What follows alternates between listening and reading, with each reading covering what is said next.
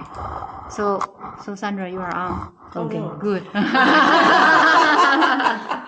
Okay. So why don't we start? Sure. Thank you. Take a seat, get comfortable. Yeah, you can sit anywhere and anywhere you want. 你坐这儿。你要坐这儿吗？ My preference would be if you faced me instead of had your back to 行， me, 谢 but 谢 you 啊， know, 志国。OK， 拜拜。wherever you like. 你控制好啊，等着哈。 Get close. So everyone, thank you for coming, and I understand lots of people are running late, and because we are expecting about 20 of us. But while we are waiting, I want everyone to introduce yourselves, and then we can just while we are waiting for others. So Sandra, you guys already know, and she used to be my boss actually. Big boss, yeah. Yeah. And we went to China together, and we had the best time. Yeah, lovely. She's wonderful to travel with. Well, she is very smart and Aw. very witty and also very caring, as a strong leadership. And right now she's also certified leadership trainer, coach. So if any of your high tech company or government company needs government employees ever needs a referral, she is great. And she like during this session, you will experience like a firsthand, right? How smart and how humorous she is. And No pressure on you. and during our travel, actually, there I still remember to this day, right? And we put the travel like government travel is very intensive, right? You have to travel like 7 exhausting. cities within 10 days, right? And then her husband kept sending her the jokes to keep her, like okay, work hard, right? so I was, and at one point I was like, oh, you are so lucky, you have a wonderful husband. To this day, I don't know if you still remember. To this day, I still remember what she told me. Michelle, that's not called lucky. Good marriage requires lots of care, love. It's like a tree. You have to plant it, grow it, and water it, and also give it lots of sun and care. So that's what that's what we call a good marriage. So I don't remember that, but how smart was I? And you probably lovely. It is lovely. Yeah, it is lovely. So to this day, I still remember this. Whenever I start having a fight with my husband, your words are here. Okay. I'll keep them in mind next time I have a fight with my husband. Okay, Gordon would have come, but Gordon had a cold. Yes. So and Sandra just recovered from her cold, and I guess I introduced her enough. So now let's introduce ourselves, and I will start from here. Hi, I'm Sophie. This is the first time I'm coming, so I hope everyone enjoyed the lecture. Yeah, I hope I enjoyed the reading too. Thank you. What's her name? Suki. It's very unusual. Suki. Han Yue. Oh, my name is Haiyan Wang. I came to Canada in 1985. So I started as a PhD student. My PhD, the postdoc in Health Canada. What did you study? Let's see, microbiology. Okay. Yeah. Then I started as a postdoc in Health Canada. That started my kind of career in federal government, and worked there for 20 years. Started as like a postdoc, a research scientist, and then I became I went for evaluation. I ended up in the natural health facility, like mentioned, doing the evaluation of natural health products. So, Awesome. Yeah, I took an early retirement like almost 10 years ago. Also very smart. You?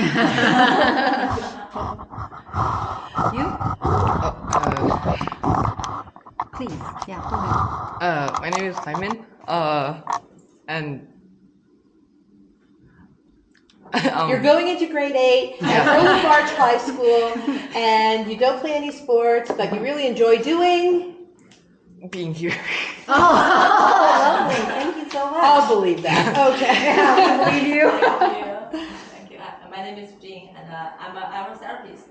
I'm doing You are? aromatherapy. Aromatherapist, Yeah, okay. I'm doing a training part, so I have a team. That's why when I found your introduction about leadership, I'm very interested to come here. And when I found the name of this book, I thought it's very good to how my not baby but my kids come here together to enjoy this. Oh, that's your son? Okay. I'm so cute. I'm very proud. I'm Stanley's mom. Yeah. Okay. Yeah. Very nice to see you. Well, welcome. Who's next? Ben? Okay, hello everyone. My name is Ian. So I'm here with G, my cousin. So I met her at college. So yeah, I like reading books. So I know about this details about the book that I read before. So I would love to learn more about it and hear more about it, people's ideas and review about it. Okay. So, yeah. Welcome. Thank you. My name is Jane, and I've been living in for many years. Currently, I'm working on some high-tech company. Oh, okay. And I am part of the reading club. I love reading very simple books. So this book I read in both Mandarin and in English. Oh, was it translated into Mandarin? Oh, that's wonderful. Okay. Yeah, so it's quite popular book. Yeah, I would love to listen more to the narration today. Okay.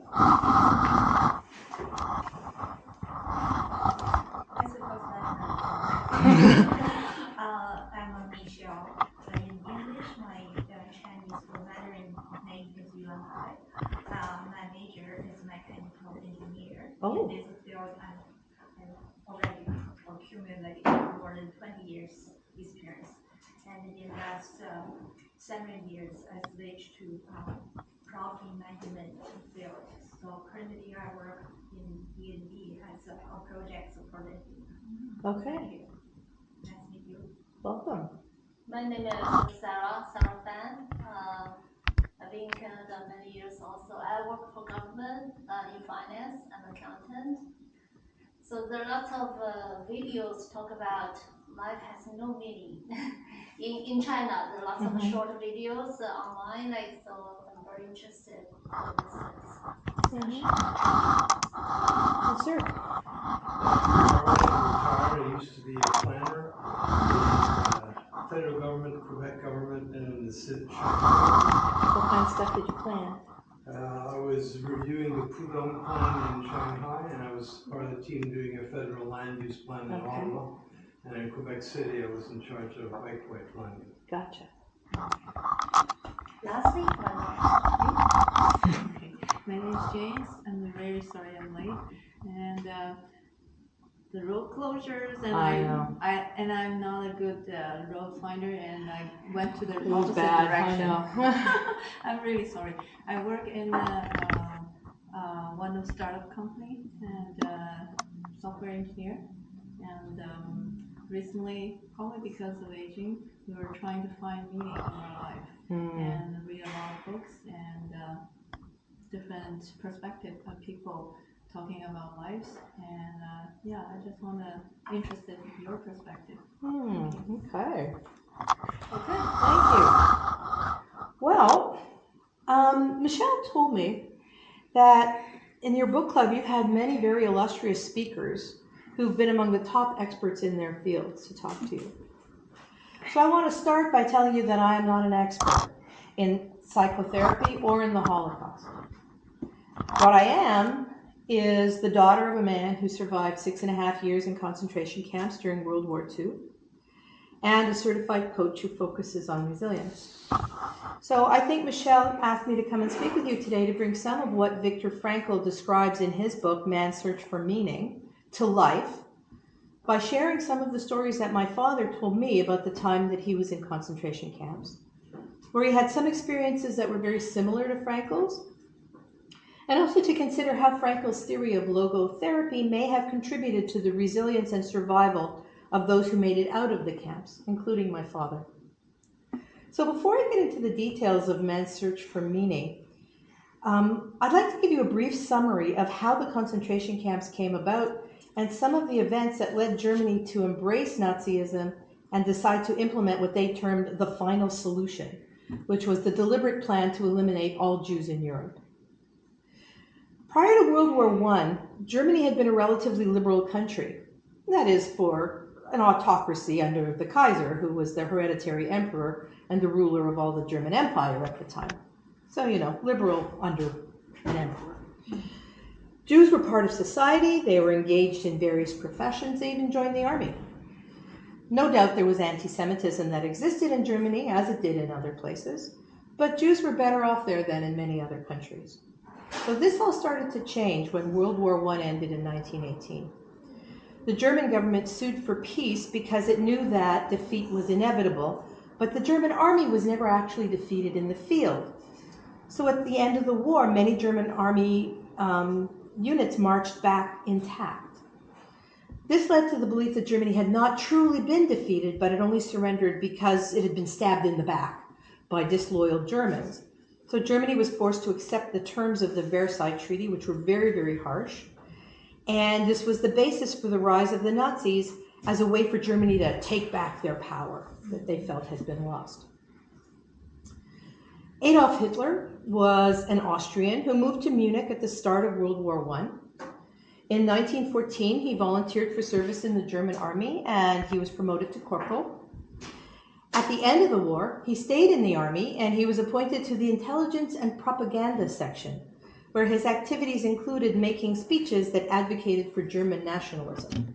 A little glimpse of things to come for Hitler.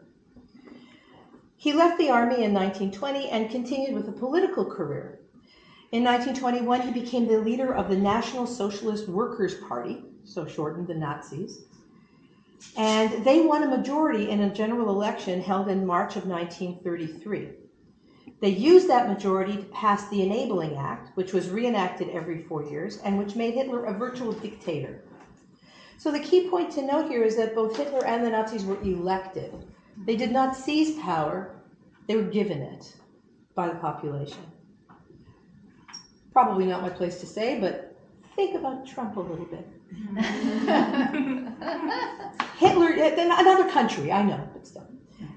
So Hitler used his power to disband all the trade unions, dissolve all other political parties, and eliminate all autonomous powers from the German states. Under Hitler, Germany withdrew from the League of Nations in October of 1933 and began to triple the size of the German army in direct violation of the Versailles Treaty. In June 1934, Hitler eliminated opposition within the Nazi Party during what is called the Night of the Long Knives. Based on the name, you can imagine how he eliminated his political opposition. In July of 1933, he appointed himself Führer and Reichschancellor. So then we come to the Holocaust. The Holocaust developed over time. In broad terms, it began with restricting Jewish rights in 1933, moved on to forcing Jews out of Germany and German-occupied Europe into concentration camps, and it culminated with the adoption of the final solution during the Wannsee Conference in 1942. The final solution sanctioned the official policy of operating industrial complexes like Auschwitz and Dachau for killing Jews and others. The Germans deliberately set out to exterminate every Jew in Europe, adopted a specific policy of mass murder, and set up a series of camps dedicated to kill on an industrial scale. In short, the Nazis set out to commit genocide against the Jews in Europe. So here's a brief timeline of some events that are part of the Holocaust and that kind of relate to our book. In April of 1933, Jewish shops and businesses were boycotted by Germany, and Jews were barred from holding jobs in the civil service, universities, and the state. In May, books written by Jews and others not sanctioned by the state were publicly burned. You may have seen pictures or movies of piles of books being burned in the streets. This is when that started. In May of 1935, Jews were barred from serving in the German army. On September 15th of 1935, the Nuremberg laws were passed, which declared that Jews were no longer German citizens, they could not marry Germans, and could not fly the German flag. A Jew was defined as either a person with 3 Jewish grandparents or a person with 2 Jewish grandparents who identified as a Jew. In March 1936, Jewish doctors were barred from practicing medicine in German institutions. I imagine this could well have impacted our author, Viktor Frankl. In April 1938, all property held by Jews within the Reich was mandatorily registered with the state. Over the night of November 9th to 10th, Kristallnacht, or the Night of Broken Glass, took place. This was an anti-Jewish pogrom, a state-organized massacre, held in Germany, Austria, and the Sudetenland, that resulted in 200 synagogues being destroyed, 7,500 Jewish shops being looted, and 30,000 male Jews being sent to Dachau, Buchenwald, and Sachsenhausen concentration camps. In December of that same year, to add insult to injury, a $1 billion mark fine was levied against German Jews for the destruction of property during Kristallnacht. And all of that property belonged to the Jews in the first place. In November, the Jews were forced to transfer all their retail businesses to Germans, and all Jewish pupils were expelled from German schools. On January 30th of 1939, in a speech at the Reichstag, which is the German parliament, Hitler proclaimed that war in Europe will mean the extermination of all European Jews. Concentration camps like Dachau, Sachsenhausen, and Buchenwald had been set up since 1933.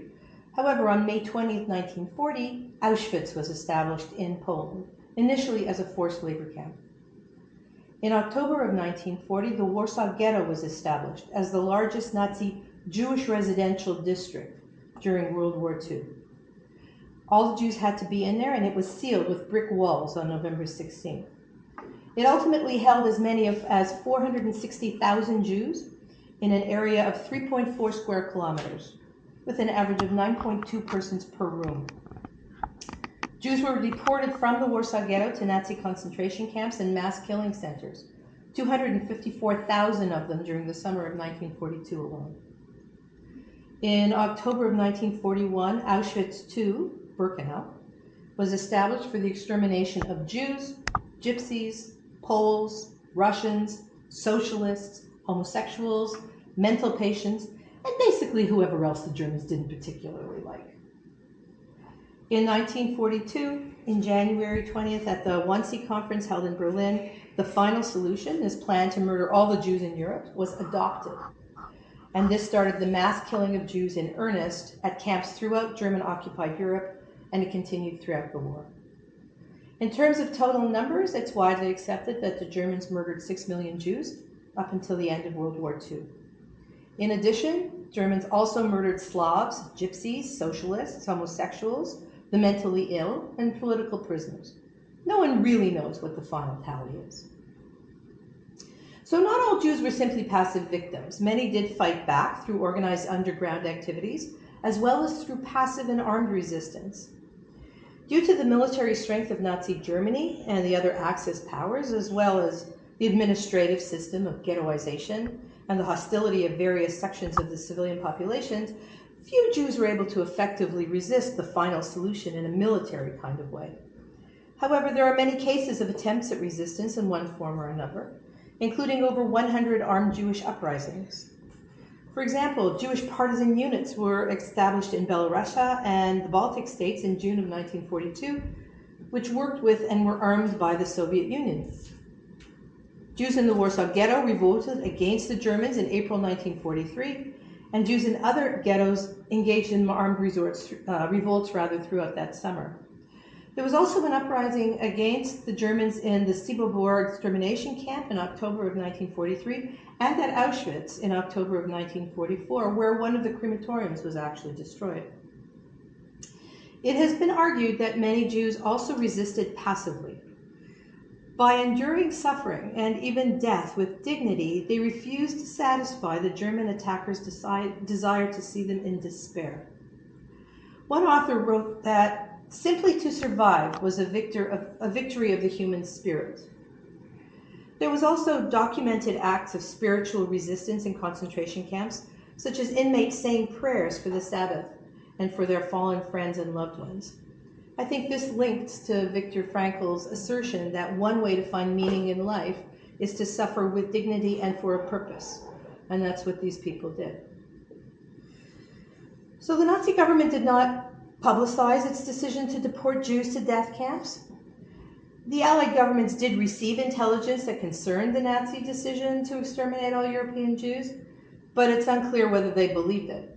And they certainly did not make any of this information public for fear of alarming their own populations. Most people had no idea the Germans were operating death camps and were stunned by the evidence that came out publicly after the war. Even my father said, no one would have believed the Germans could do such horrible things because Germans were civilized people. As a result of this secrecy, the Allied forces who liberated the death camps were not prepared for the horrors that they found there.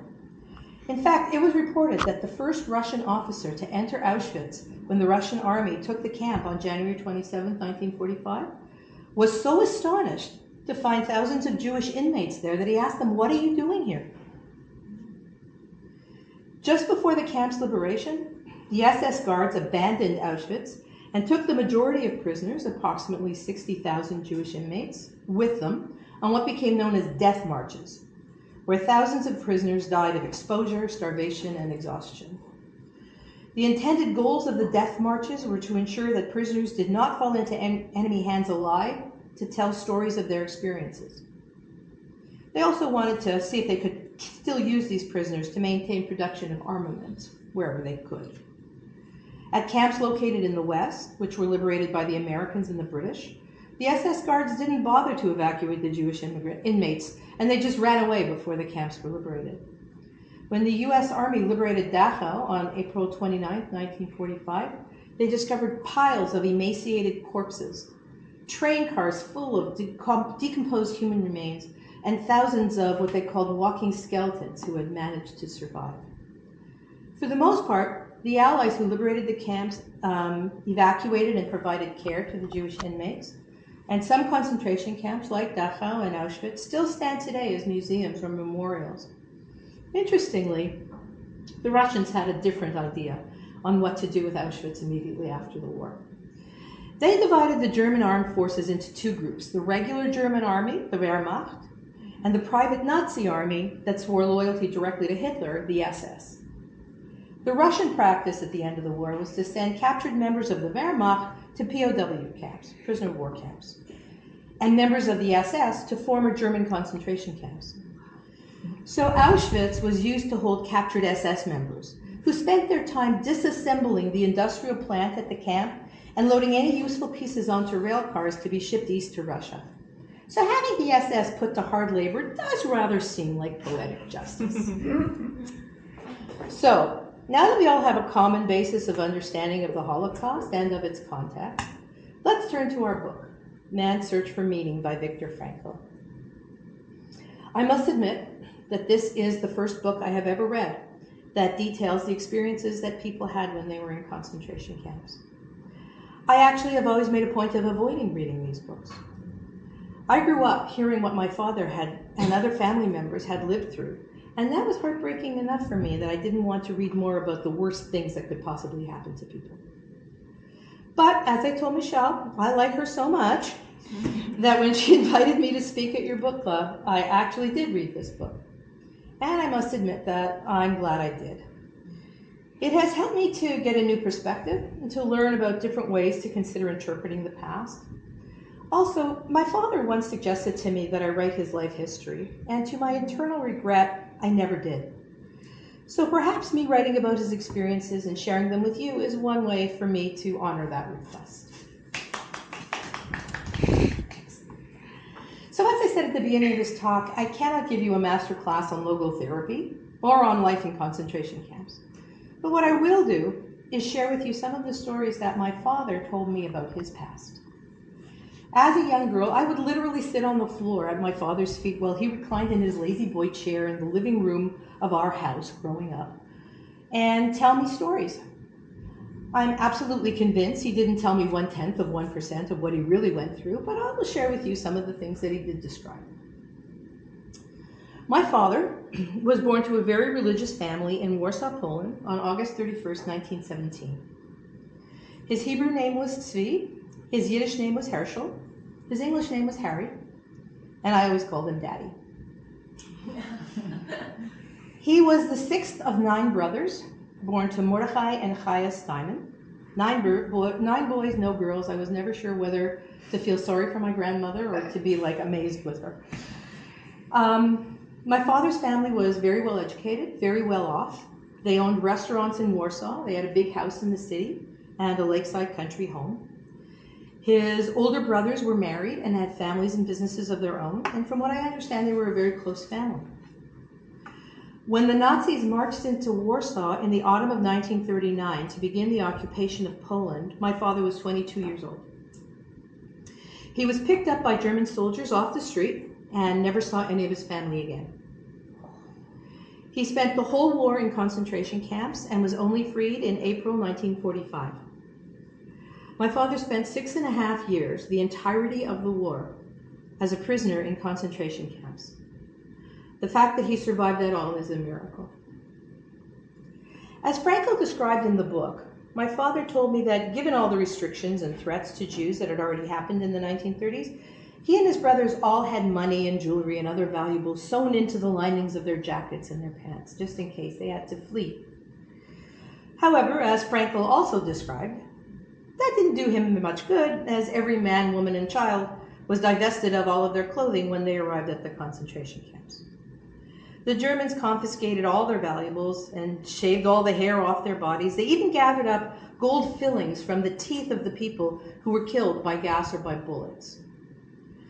I understand that in Auschwitz, which has been maintained as a memorial to the untold number of people who were murdered there are still piles of shoes, clothing, suitcases, hats, human hair, children's toys, and other things that were confiscated from the terrified people who arrived at the camps.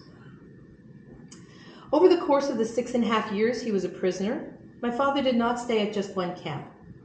He was moved around to several camps at different times and actually went through the selection process at Auschwitz more than once, where a finger pointed to the left or the right meant the difference between life and death. Perhaps ironically, the large sign over Auschwitz's main camp gate reads, "Arbeit macht frei," work sets you free. From what I was told, and from what Viktor Frankl describes in his book, the only way one could be freed from work at a concentration camp was to die. My father also said that he was always pointed to the side for people who could work rather than to the side where people were sent to what he called the ovens to be exterminated. He believed this is because he remained at or just above 72 pounds. My father was shorter than me. I'm 5'4", he was maybe like 5'2". Even so, he must have been skeletal at 72 pounds. One of the ways he maintained even that weight was that he sometimes was assigned to work in the kitchens, perhaps because of the experience at his family's restaurant. So he may have gotten a few extra scraps to eat. He once told my husband that a Nazi soldier came into the kitchen one day where he was working and wanted to kill him for no particular reason. They just, they needed to have a number, so they were going to grab him and take him.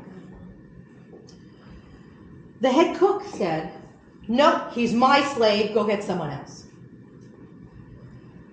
"I was a slave," my father remarked to my husband. Nevertheless, that cook saved his life that day. Although the term forced labor is often used to describe the work that was done in the camps, let's be clear that this is just a slightly more polite way of saying that all the camp inmates were, in fact, slaves. So Frankl talks in the book about some of the people who maintained their humanity despite everything that they were going through. He writes, quote, "Everything can be told." Father always said that the one thing that no one can ever take from a person is their good reputation, and that one must always act in such a way as to maintain one's good name. When Frankl talked in the book about the kitchen workers who didn't play favorites and gave the same ladle of soup to everyone without even looking at their faces, rather than giving a deeper scoop to some so they get more vegetables, I thought of my father. I believe that he would have been one of those people. To be honest, I have no idea if my father even ever was on soup ladling duty. But I'd like to think that the decent man who raised me, and who had such strong integrity, who was so determined to hold on to his own good reputation, would also have maintained this integrity and decency while in the camps and doing what he needed to do to survive. My father didn't always work in the kitchens. He sometimes was on work crews that were subjected to forced marches to do what he considered to be useless manual labor. He described it as taking a pile of rocks from one place to another on one day and then moving another pile of rocks back the next day. It was backbreaking work. He told me that on one such forced march, he saw a potato peel on the side of the road. To someone who subsisted on a crust of bread and a bowl of watery soup each day, this was more valuable than gold. So he stepped out of line to get the potato peel. That resulted in him getting beaten to get back in line and then getting whipped when he got back to the camp. His wrists were tied to a post and he had to count out the lashes until he fell unconscious. He was so badly hurt that he was actually allowed to stay in bed, with no treatment for his back, of course, for a few days to recover before going back out on the work crew again. As Frankel also described, my father said that the bed consisted of a slab of wood on which 9 men slept head to toe, huddling together for whatever body warmth they could generate because blankets were a luxury they just didn't have. I was really interested to read in Viktor Frankl's book about the hospital wards for prisoners that existed in the camps. I imagine that may have been where my father ended up when he was whipped for being so hungry that he tried to get a filthy potato skin from the side of the road. Or perhaps receiving lashes was common enough that it wasn't considered necessary to go to the hospital. I really don't know. My father also told me about another time that he had to get medical treatment in the camp. Frankel describes in the book how he and his work crew had to march long distances to work sites in icy cold weather. My father told me stories like that as well. He told me that one time he had frostbite on his fingers that was so bad that the skin was literally hanging off. He went to the prisoner medical facility where he was treated as follows. The frostbitten skin on his fingers was cut off with a pair of scissors, and he was given some old newspaper to hold on top of it until the bleeding stopped. For the remainder of his life, every winter when the air was dry, my father's fingertips would crack and bleed. No salve ever really helped, at least though he had some clean bandages. Frankel talks about the capos, who were prisoners that were assigned by the SS guards to keep the other inmates in line and supervise the forced labor. This is a system that turned victim against victim, as the capos were pitted against their fellow prisoners to maintain the favor of their SS overlords. My father said that the capos were even worse than the Nazis, and that the Polish ones in Polish camps were the worst and most sadistic of all. He said they were even worse than the SS guards. While in the camps over the years, his head and his body were beaten so badly and so often, one of his eyes was permanently injured, and he could never qualify for a driver's license as a result. I found it interesting when Frankel says in the book that the Nazis basically played to people's innate tendencies, so chose naturally cruel people to be put in these kinds of jobs. Many of the capos were recruited from ranks of violent gangs, violent criminals, rather than from the more numerous political or religious or racial prisoners who were in the camps. The capos were known for their brutality toward other prisoners, which was not only tolerated by the SS, but was an integral part of the whole camp system. After the war, calling someone a capo was the worst insult a Jew could say. I can only hope that karma eventually caught up with some of those monsters. It's a common belief that all concentration camp prisoners had a number tattooed on their arm. My father never did, nor did most of the other concentration camp survivors I grew up around. This meant that they did not go to Auschwitz as their first camp. Auschwitz inmates were tattooed with a camp identity number. Others had ID numbers marked on their clothing. Prisoners who were sent straight to gas chambers didn't receive any number at all. Initially, even in Auschwitz, the camp numbers were sewn on the clothes, but with the increased death rate, it became difficult to identify corpses since the clothes were removed from the corpses. And the Nazis wanted to be sure to keep good records of the people they were murdering. So the Germans started to write the numbers on people's chests with indelible ink. When the Soviet prisoners of war came in masses in 1941, the first few thousand tattoos were applied to them with a special stamp with the numbers to be tattooed on their chests composed of needles. Eventually, the metal stamps turned out to be impractical, so the numbers were tattooed with a single needle on the left forearm. This act of depersonalization was what Frankl described as another way to take away people's identity. As far as the Germans were concerned, these were no longer people. They were just numbers. They didn't even have an identity or a name, let alone their own clothing or even their own hair. Frankl talks briefly in the book about some prisoners who would gather in a corner to recite prayers or perform Jewish rituals to the extent that they could. My father was one of those. He told me that he and a group of others would get together and recite prayers or passages from memory, from the Torah, so that they would always remember that they were Jews. Having been raised in an Orthodox Jewish family, his religion and the traditional practices that go with it were always very important to my father. That said, he was also a very practical man. I once asked him if he had ever eaten pork, which is not kosher. And he replied that in the camps he ate anything he could because God's first requirement of man is that he do whatever is necessary to stay alive.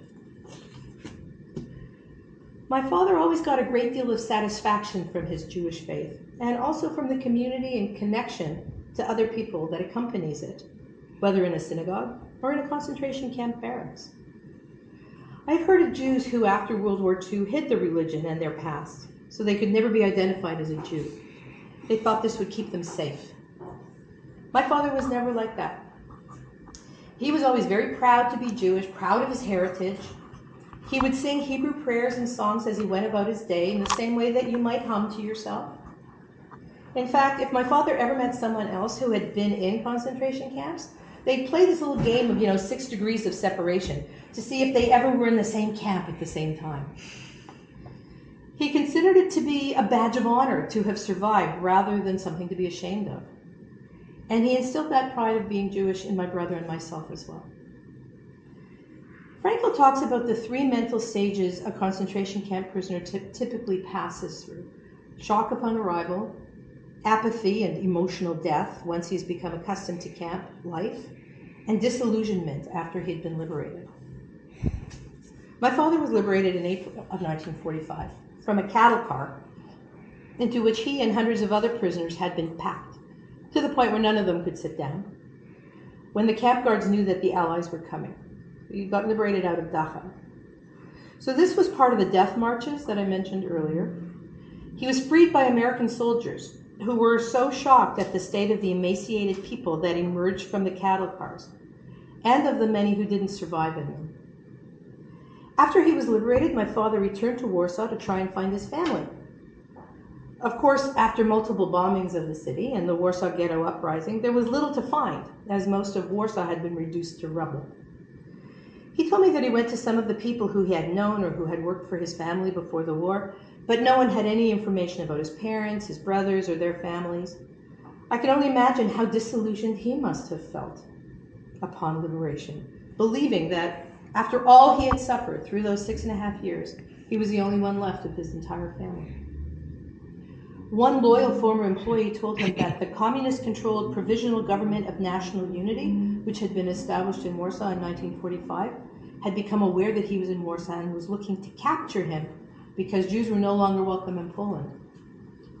After that warning, my father escaped the country, never to return.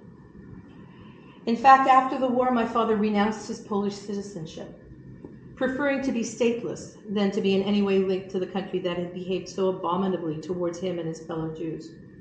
He remained stateless until he became a Canadian citizen in the 1950s. Frankl discusses logotherapy as being man's search for meaning, or man's will to meaning, and the 3 ways in which one can find meaning in one's life: through work, through love, or through suffering. So I started wondering which of these applied to my father. Truthfully, I don't know for sure. It never occurred to me to ask him before he passed away in 1991. However, thinking about it, I imagine that the overriding force for him was probably love. After he was liberated from the camps, my father spent the rest of his life looking for members of his family, his parents, his 8 brothers, or any of the children that some of his older brothers had. He told me that his most cherished dream was that he'd be walking down the street and one of his brothers would suddenly turn a corner and they would be reunited. He also said that he believed his older brothers might have hidden their children with Christian families to keep them safe throughout the war, as many Jews did, but he never could track any of them down. The closest family he ever discovered were 3 first cousins. One he found in the late 1940s from his mother's side, who lived in Montreal, and 2 from his father's side, who he found in Philadelphia in the 1950s. That was it. Family was always of paramount importance to my father, perhaps maybe because we had so little of it. This is why I think the meaning that he found to get him through those 6.5 years in concentration camps was the love of his family and the desire to reunite with them again. I think that participating in the religious ceremonies and prayers while in the camps was another way of connecting to that family and to the values that they had held so dearly. After the war, my father traveled around Europe and eventually got to Palestine. He joined the Israeli army and fought in the 1948 Israel War of Independence as a sergeant. When he was injured by a piece of shrapnel in his leg, he became part of the first Israeli public service. So I guess me working for the Canadian government, I come by that honestly. It amazes me to think that my father went from being a prisoner in one war to being a volunteer soldier in another. From a logotherapy perspective, perhaps this is an example of duty or work that my father might have had to give him life, to give his life meaning after he believed that he was all alone in the world with no family left alive. So my father came to Montreal in the early 1950s to be with his cousin and her family. He met my mother and they married in 1956. My brother was born in 1957 when my father was 40, and I was born in 1960 when he was 43, which was pretty old for a new parent in the 1950s and 60s. I can tell you that ours was a pretty average household, except for the fact that beside the kitchen cupboards that held the food that we used on a daily basis, we also had 2 large cupboards that were always filled with cans and boxes of non-perishable food, most of which we almost never touched. Believe me when I tell you, we could have fed a small army for about a month based on the food that was in those 2 cupboards. This harkens back to Frankel's descriptions of how concentration camp prisoners focused so much on food and on what they would eat when they were freed. I absolutely believe that my father needed those cans and boxes of food to be there, so he'd know that he and his family would never have to go hungry. He and his cousin also co-owned a grocery store. He'd wanted to open a restaurant, which was what he already knew, but he discovered that in Canada that was pretty much a 24/7 operation, so they decided to go for grocery store instead so he could get Sundays off. So one way and another, food and having enough of it certainly played an important role in my father's life after the war. I remember him telling me that once they were liberated, many prisoners immediately just sat down in a field and gorged themselves on the food that the Allied soldiers suddenly made available to them, to the point that they made themselves ill because their bodies couldn't handle that much food all at once. My father lived the rest of his life with a sensitive stomach and an ulcer. He never could stomach spicy foods. Spices in my house growing up consisted of salt, pepper, garlic powder, and paprika. That was it. To this day, I've never gotten used to eating spicy foods. So I'm going to wrap up this talk by sharing something that I consider to be quite astounding. I never knew my father to express hatred towards anyone. After all that he had suffered, it would not have been surprising for him to have been bitter, angry, resentful, fearful, but he never really was any of those things. And neither were any of the other concentration camp survivors that I grew up around.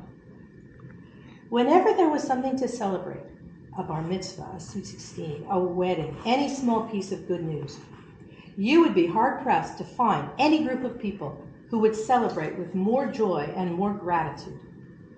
These people seized the positives in their lives and made the most of them every chance they got. And I'll leave you with this. When my first child was born, my father came to the hospital with my brother to see his first grandchild. My mother had passed away about 6 years before. When my daughter was placed into his arms, it was one of the very few times I ever saw my father cry. I'll never forget, he said that if someone had told him in April of 1945 that one day he would be standing in a room with his son and his daughter and his son-in-law, and that he would be holding his granddaughter, he would never have believed them.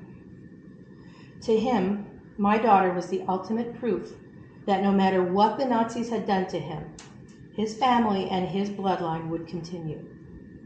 She was the beautiful flower that grew out of the ashes of all that he had suffered and all that had been destroyed around him. I truly believe that my daughter Catherine and her brother James, who was born after my father passed away in 1991, were the ultimate meaning of my father's life. Thank you.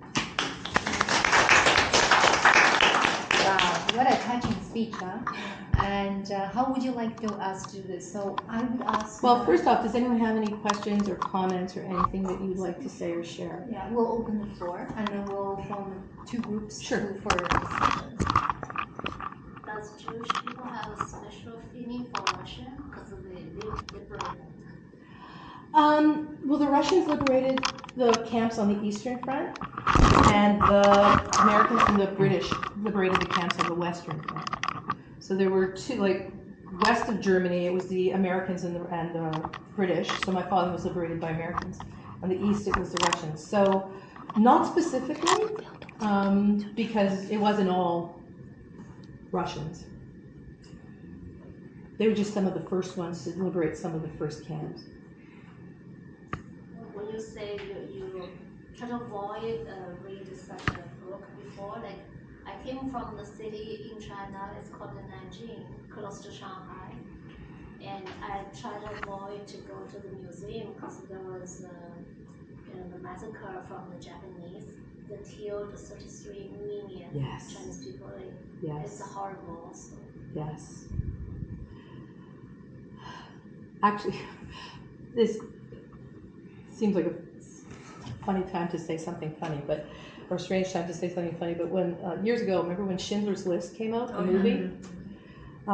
We had these friends, and a few weeks before, we watched A Night to Remember, which is about the Titanic sinking. And I just sat there and I cried, because all these people on the Titanic.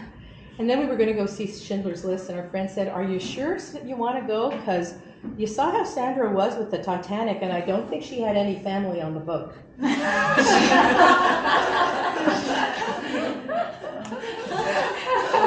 Worse. So yeah, it made me cry a lot. But anyway, yes. Yeah, on Schindler's List, I'd just like to throw in something that might be of interest to Chinese among us.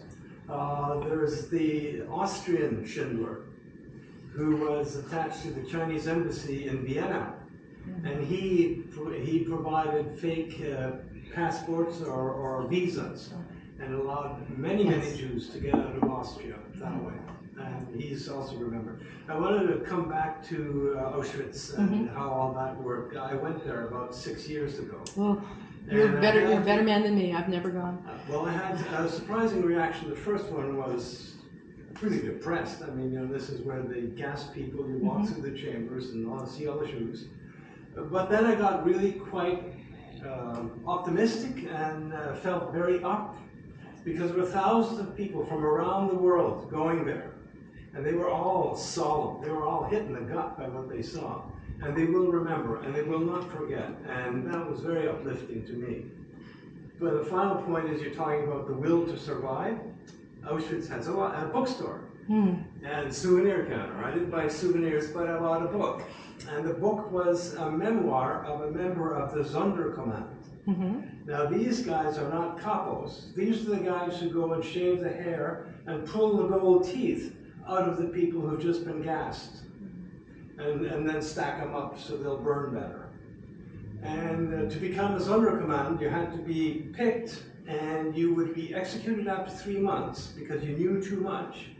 But desperation was such that if you were asked, you'd be delighted to have 3 more months of life, which were just not as bad as the rest of them had it. This guy was very lucky because he was the last group, and the camp got liberated before he got shot.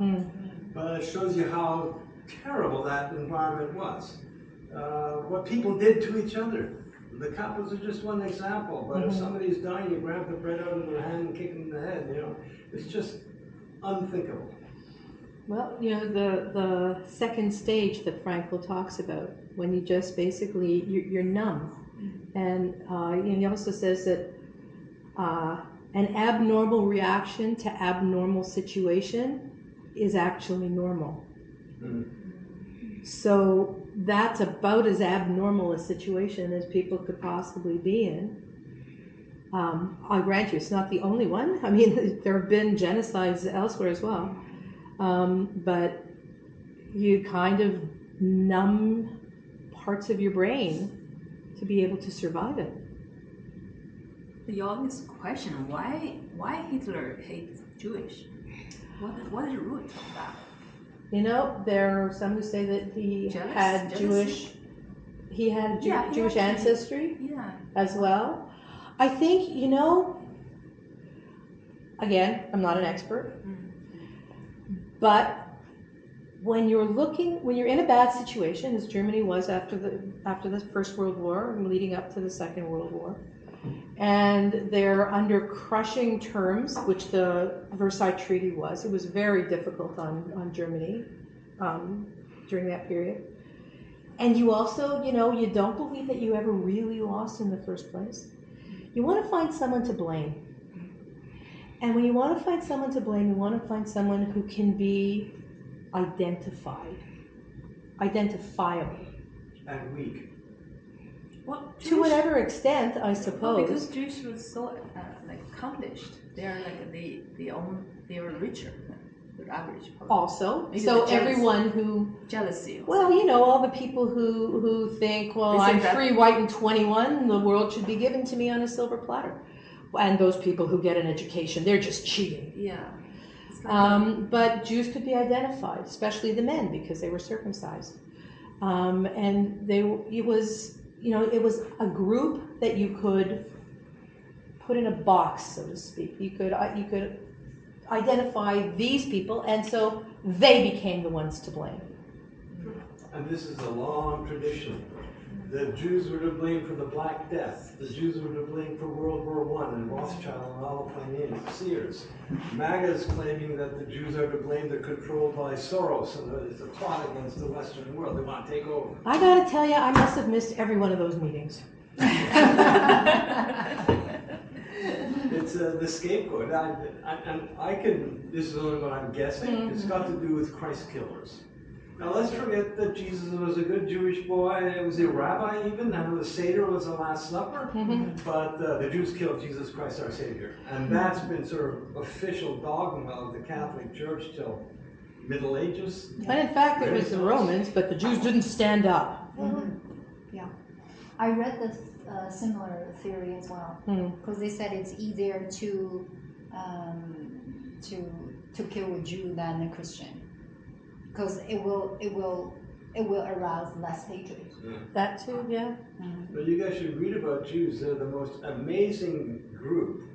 They're very organized and 0.1% of the world's population, and they get 25% of the Nobel Prizes for a start. Well, yeah, it's kind of interesting because for so long in history, Jews weren't allowed to own land. Because most of the time it was farming, right? And Jews weren't allowed to own land, so they couldn't be farmers. So if you can't own land and you need to do something to make a living, you find other ways. And the other ways are to finance. Yeah, finance or trade or, you know. So, and all of that required education. So, you know, there's the cheat. And that brings me to another thought that is really right at you guys. The Chinese culture and Jewish culture are got so many similarities. Like family is really important. The group's really important. They treasure learning. Yeah. They Yeah, value exactly. hard work. And that's why nobody in Indonesia likes the Chinese, because they work hard and make money, blah, blah, blah. Yeah, they became the target. Any other comments or questions? In the back? There, friend? Well, if we don't have any questions, we're gonna dive into 4 questions raised by Sandra. I've already sent it to you. They are deep, okay? Carl, you got that as well. And we'll form a group. So, Carl, how about 1, 2, 3, 4, 5? And actually, I think you can do 1, 2, 3, 4, 5, 6, and 1, 2, 3, 4, 5, 6. Are you part of the? Yeah, I am, but Okay. he, do you want it to be your mom or without your mom? So that's, do you Haha. want to be a same group Be as careful how you answer this do you question. want to be the same group as your mom, It's or do you not want to matter. be a different group? Same. Same, okay, Same, great. okay. So Yuan, could you join that group? And all of us join here, okay? So you guys use that table, we use this table, and we'll give everyone, so the first group will be the first and the second and the third question, and the second group will be the second and the third and the fourth question. So because we only have limited time. So how about 10 minutes per question? So you have about half an hour, and by 3:45, we'll come back to report. With regard to the first question, I just want to say that, I mean, it looks like a lot. It's only because I am not that good at making a triangle on a computer. Because there's the description of Maslow's hierarchy of needs. I don't know if you're aware of this, Yeah, but you want to know that. basically this, like from A is the base need, and then B is the next one up, so it goes up the triangle. So it's just a description of that. The question isn't as bad as it looks. Okay, group one. We have lots of engineers and. There you go. Okay. They could all make a triangle Yeah, they with the definitely- words in it, I'm sure. Exactly. So we'll use this table then? Okay, and then you guys will use that table, is that okay? You can turn that You off, got all yes? the questions ahead of time, I'm sure you've read it. Because at the beginning, they separate in the group. Yes. You know, one group for working, another group just gone, yeah, for nothing. And but after the fear, when they got survival, they still have the self-estimate part because the guard threw the stones to him, and he still think the guard is looked down to him. Like he still like hoping to get the respectful to get everything. I think that's the second stage for that part.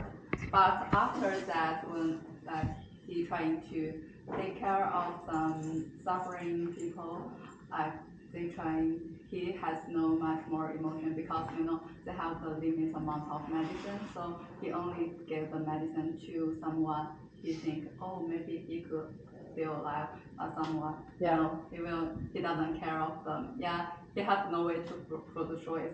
And maybe the final is the freedom, but we still think the freedom is not the real freedom because they are separate in two groups. The first group, the people who can enjoy the freedom, they will trying to thanks for their life, for their new life, for return, and to get the value they can create.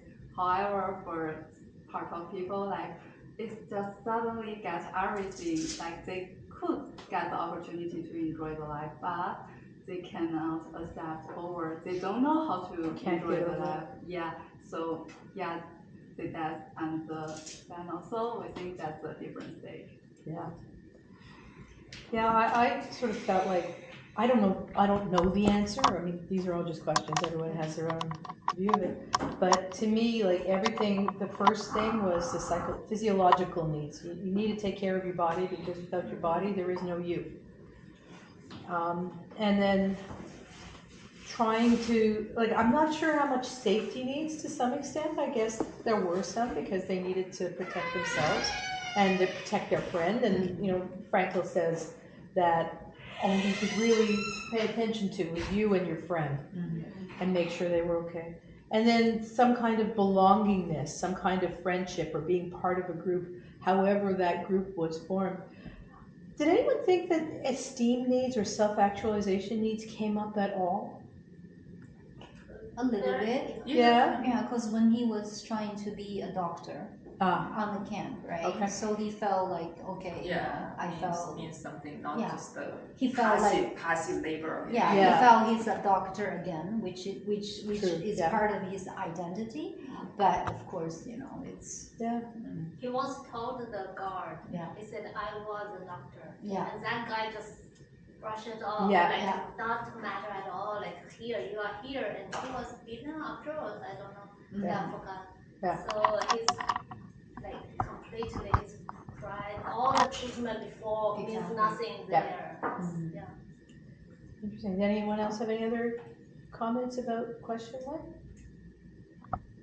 So we move to the question number 2. Ooh. Okay, the meaning of your life. Yeah, we had a discussion and Jen mentioned earlier what's your most proud of. She mentioned right away her son. I guess So your that's family. your love meaning. Yeah. Personally, I feel like the year when I had my son, and also at the same year I got my PhD. That's the proudest moment. Yeah. But I think it's all involved with age. You know, at the beginning of a career is equally. I think my son and career is priority. You know, that's the meaning of my existence. You know. Then I later on I choose to retire. That really coming back to family. Parents, aging parents are more important than work. So. I guess that time is more like a love, more meaningful. In terms of finding meaning from suffering, my dad was sick, and I find that experience, at the beginning very tough. That's why I go through read books and read, finding. In the end, I feel like that experience makes me more stronger and also more compassionate. More connection with people, thinking about the aging process. They were strong and weak, so I think that changes me. It makes me develop further. And also my one case from suffering, you also mentioned the doctor and the doctor lost his wife. Actually, I was applying that skill to my good friend. She had cancer. She died 5 years ago, and her mom was so sad. She was so depressed. So I told her mom, what if Jin, if you died, Jin, she will be suffering, right? So I actually help her, the same kind of learning from applying to that. So I think in whatever situation, we really, make us strong. Yeah, that's the meaning of that suffering. Well, I mean, even in coaching, whatever your meaning is or your purpose at it doesn't stay the same for your whole life. It can evolve as your circumstances evolve. The base of it probably stays the same in terms of your integrity or your values, what you think is most important to you in your life. But how you express it and what you do about it can be very different when you're a teenager versus when you're 30 years old versus when you're 50 years old, or even 54 years old. So different things become priorities at different times, and that can make a difference as well. Both groups did number 2. What did the other groups think? Yes. And following exactly on what you said, we came to some of the same conclusion. Frankl's assertion 3 general ways, we were in agreement with that, but with a couple of comments. The first comment is that having heard about Auschwitz, we felt that suffering was a bit heavy, and since none of us have been there for 6 years, we tended to broaden it out to the trivial level of missing a bus to spending 6 years in Auschwitz. All of these can be seen as difficulties or as challenges, and they will shape us. So we thought of the 3 which play throughout our lives, but the one that was a constant was suffering. Really? Well, suffering in that you don't get the job promotion, so then you reassess, or you don't get your order at the restaurant was overcooked, so you're not happy about it. The whole range of things. Your wife leaves you. That whole range will influence your development. Whereas love is not always in your life, and work is certainly not always in your life. Learning is. I guess you could include learning as work, which I would object to, but the suffering, as they say, is always there, and I think it's very powerful. And then we got to part 3, which we'll talk about later. Part 3. Yeah. Question 3. Question 3. Yeah, I find that really interesting because when I was reading the book, I had a little trouble sort of getting my mind around how suffering can be a meaning in your life. because it's suffering. But that's interesting the way that you put that. School of hard knocks. Yeah. But I mean, I don't think you could say you can't use suffering to define your life unless you've been to Auschwitz. no, I absolutely agree with you. You gotta And be you a know, little more generous. absolutely. And the thing to also remember is that everybody has their own definition of suffering, and just because thank God we all have enough food and a roof over our heads and warm clothes to wear, doesn't mean that what we find difficult or a challenge isn't legitimately difficult or a challenge.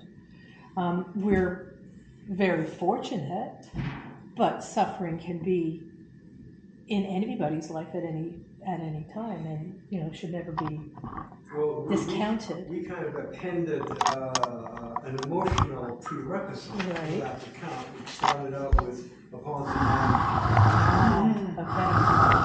Interesting. Okay. Well, you wanted to go into 3. Yeah, you guys want to go with the book first? Well, that was it, basically. Oh, okay. So what can people control under difficult circumstances? Positive attitude. How they respond to it. Yeah. Yeah. Well, we kind of have a different answer. Okay. Want me to talk about? Yeah.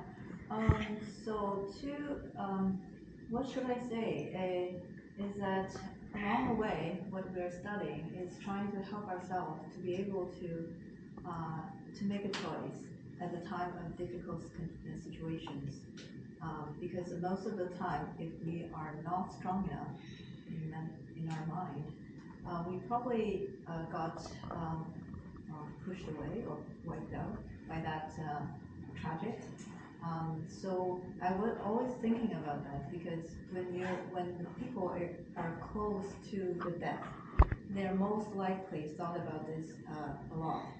And so one thing is when we are going to the aging process, we are thinking that more than before. And one thing I was thinking about when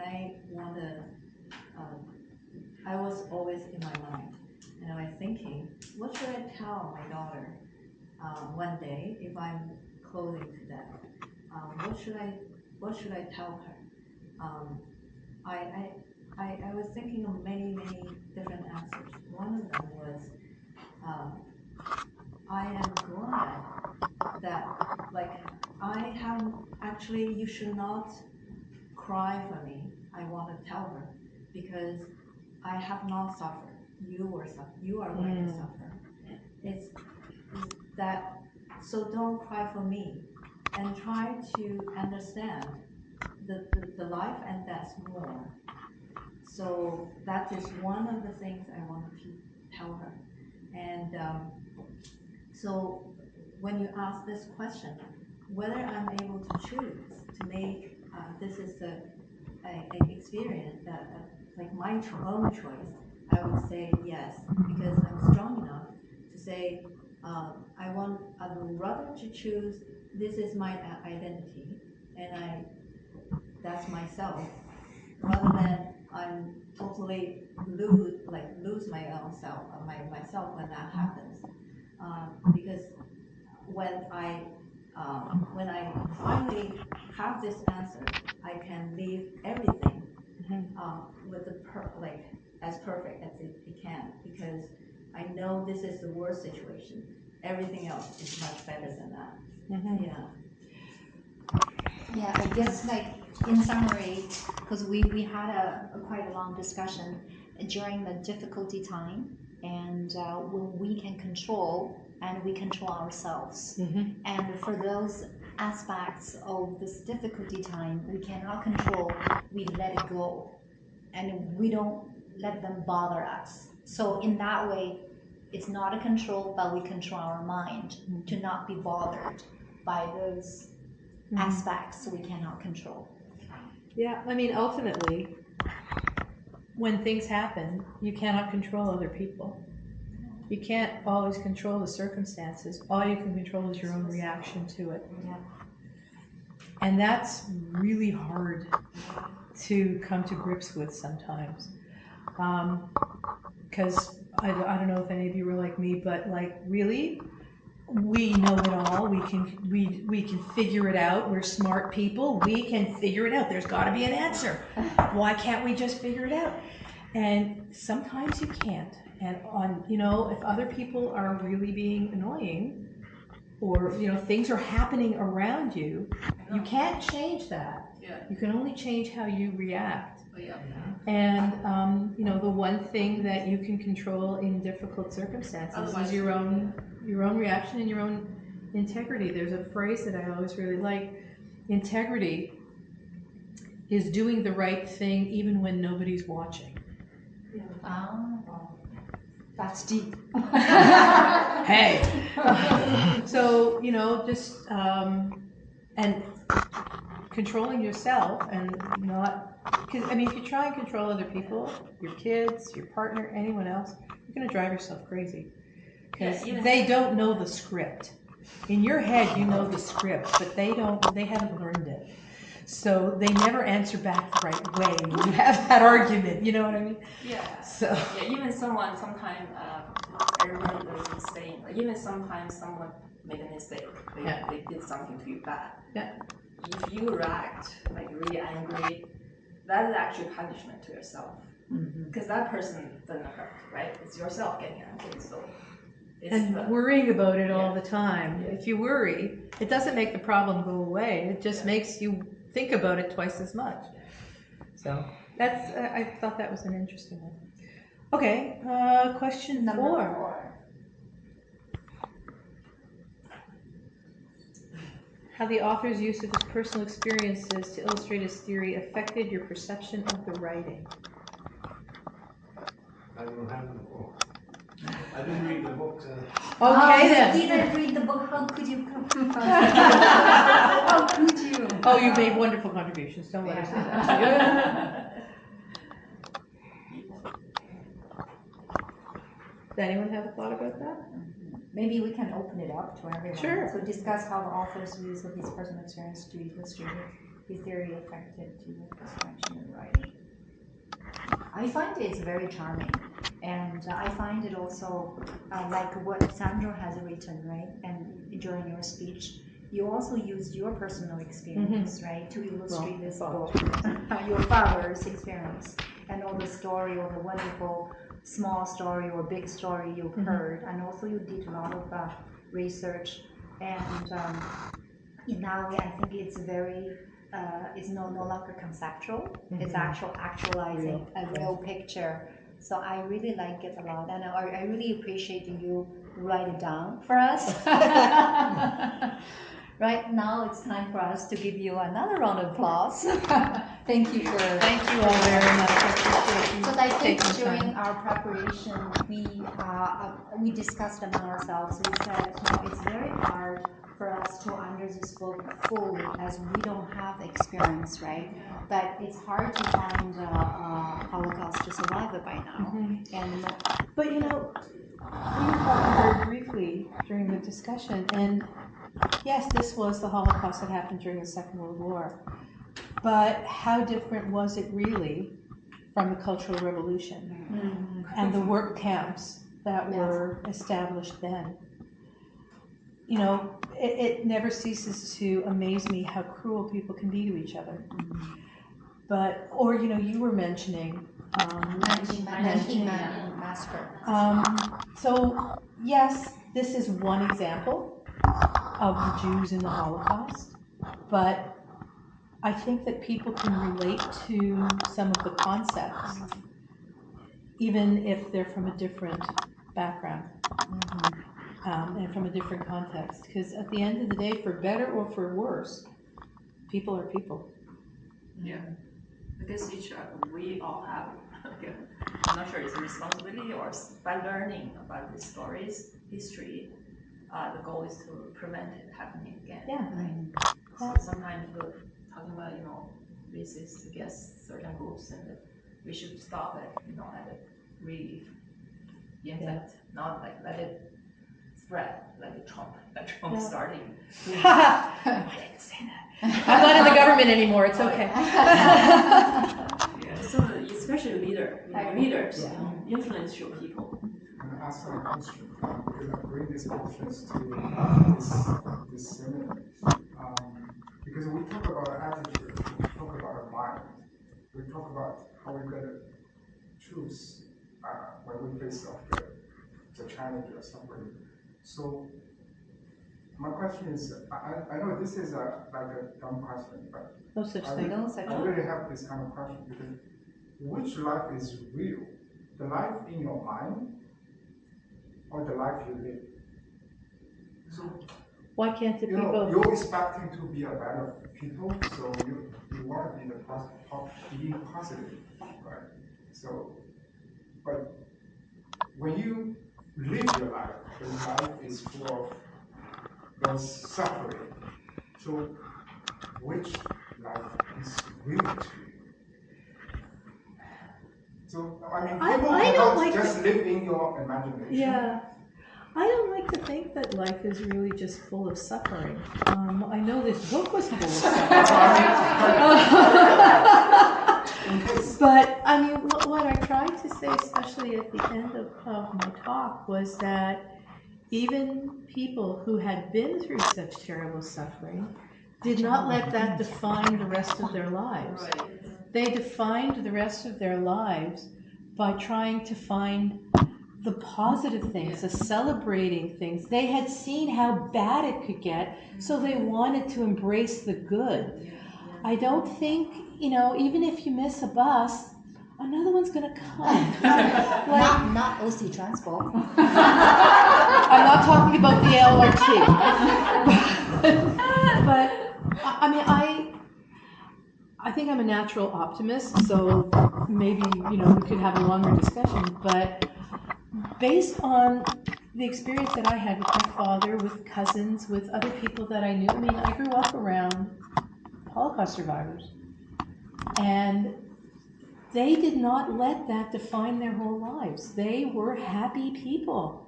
They were thrilled to have families. They were excited to go on a trip. They were so happy to have a party, to have a wedding, to go dancing. This was all, they focused more on the positives than on the negative. And I think that ultimately, that's kind of where question number 3 comes from. What you can control is how you react. And yes, there were some people who came out of the Holocaust, and I mentioned that as well, who basically just hid away and didn't even want to deal with it, didn't want to think about it, didn't want to know about it, hid their... Has anyone seen Come From Away? No. The musical Come From Away? It's about when 9/11, when every plane in the sky landed in Gander, Newfoundland. And all the people in Gander took in all these plane people. And there's this one scene in Come From Away, because there were thousands and thousands of people on these planes who'd come to this teeny little town. I think it was 25,000 that arrived, and there was less than that in the town. Yeah, it was that someone who lived in the town knew that a rabbi was there, had been on one of the planes, and went specifically to see the rabbi and told the rabbi that he lived in this town in Newfoundland for years and years and years. And he never told anyone he was Jewish. And his parents always told him, hide away, don't tell anyone you're Jewish. And now with 9/11 having happened, he said, I can't keep it quiet anymore. And so he talked to the rabbi. There's this whole scene, it's quite lovely, in the play. And the rabbi, they do a prayer together, and then the rabbi gives him a kippah, a yarmulke, a skull cap. Men are supposed to have on their heads, especially when they pray. And at the end, it was very uplifting because this guy who had been hiding his identity for years and years found a way to express it. So I hope you don't think that suffering is the meaning of life, because I don't. And in fact, like I said, I found that one the most difficult one to kind of put my head around in the logotherapy thing. And that really what you can choose is choose to be happy. Actually, I think that suffering really teach me how am I able to control? Be able to? to be Control. Control. Okay. Be happy. so yeah, once you experience long time suffering like illness, Yes. you really cannot control a lot of things, but you can actually control your Reaction. reaction. Yeah, attitude. I agree, 100%. Well, I have an example. I think applies to most people here because we are immigrants. Mm. So that's very unique about immigrant is they give up everything they had in China before, and then they go far, far away. Actually, another side of the earth. Yeah, just that's Good the farthest you can go. You cannot go to the moon, right? Yeah. And they left their parents Yeah. and families. Like this enormous amount of guilt That's true. all the time. An enormous amount of courage. Yeah, that's I didn't feel that way when I was young, because I was so young, I didn't feel at all. I guess that's coming back to the time when you are younger. Like my son, he just left Canada to Europe and for study. It's just you feel that's your adventure, that's meaning, work, study. That's the most important, that's the meaning. So family, you'll be able to see them later. I didn't feel like that's a big sacrifice, whatever. Even But then the parents are aging, and Yeah, especially a pandemic, you cannot go back to this quarantine. Like, yeah, right now I guess you depend on the stage of your life. People, Chinese immigrants I know in their 50s, they all feel that way. Parents are getting old, there's Yes. maybe one brother. Yeah. One will go back for 6 months to take care of the mother because the father died, that sort of thing. It's, and it eats them all the time. yeah, and you spend most of your vacation just back home to take care of your parents like, instead of travel Hawaii.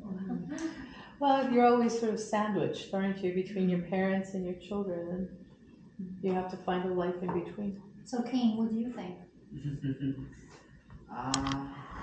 For me, I was born in that like peaceful world, so it's not kind of many suffering for me. I mean, I don't have any kind of big disaster or anything big happen in my life. So most of my life I just try to improve my career and my work and my study to improve myself, my ability, and try to love my family more. So actually, it's kind of like it's not. My friends said I don't have any kind of like big challenges or big changes in my life. So for now, it's the work. younger generation. Yeah. Right? Work and the love. Yeah. Well, but that's, again, it's all how you choose to react to it. I give you a personal example. I retired 2.5 years ago. In that time, I've had half my left knee replaced and my entire left shoulder. On September 7th, I'm having my right knee replaced, and I still have an appointment to see the shoulder surgeon about my right shoulder. And there was a while there when I was sort of sitting there going, I'm falling apart. This is terrible. How awful. I'm so sad. Why is this happening to me? And then I thought, you know what? Thank God I'm living now and not 60 years ago or 70 years ago when they couldn't have done anything. Now, I'm going to be a bionic woman. I live in a time when they can replace the knee, they can replace the shoulder. I can actually move my arm. This is a new trick, believe me when I tell you. Is it plastic or metal? Both. Parts of both. How long took you to recover after this? The shoulder? Yeah. The shoulder's a long recovery. We'll talk. But I decided that I am going to live in a place of gratitude. Yeah. That's good. I am grateful that I live now when these things can happen. I am grateful that I live in Canada where they can happen and I don't have to spend every cent in my bank account to pay for it. That's true. I am grateful that I am not the little old woman who I would have been 60 or 70 years ago who couldn't walk and couldn't move my arms. So it's the same situation. I've just chosen to react to it in a different way. That's great.